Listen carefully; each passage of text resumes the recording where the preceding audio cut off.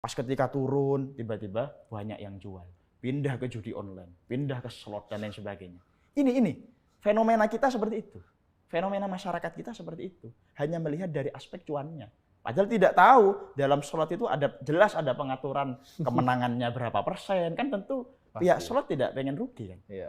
Lah ini makanya kami pribadi menyarankan, makanya ya, dengan adanya beragam perbedaan hukum tadi, kami menyarankan kalau misalkan kalian yang memang betul-betul belum menguasai soal kripto, saya sarankan ikut pendapat yang mengatakan haram itu atau tidak boleh. Ya.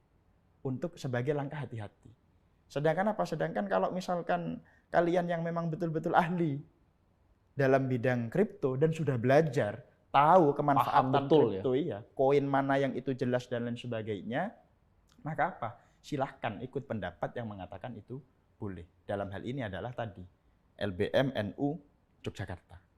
Oke. Gitu. Jadi acuannya adalah justru kepahamannya sendiri. Tapi kalau misalnya saya tanya nih, di luar misalnya organisasi Gus Ebit, opini pribadi boleh atau tidak? Saya tadi, mohon maaf ya, saya tidak bisa memutlakkan boleh atau tidak karena memang masyarakat kita terdiri dari beragam macam keadaan. Ya. Kalau untuk orang yang hanya sebatas ikut-ikutan dan lain sebagainya, itu ya. Dan itu selain koin Bitcoin maksudnya. Oke. Ini saya mohon maaf cenderung saya nyampaikan pendapat pribadi saya, kami cenderung mengikuti pandangan dari MUI yang itu selain Bitcoin ya? Haram, iya. Karena ada orang yang menciptakan, ada yang buat, ya, dan lain sebagainya. Atau bukan hanya Bitcoin lah, kayak Ethereum dan lain sebagainya, yang memang itu fundamentalnya jelas. Ya. Tapi kalau untuk koin-koin yang raksasa, yang itu fundamentalnya jelas, itu ya ada underlying-nya.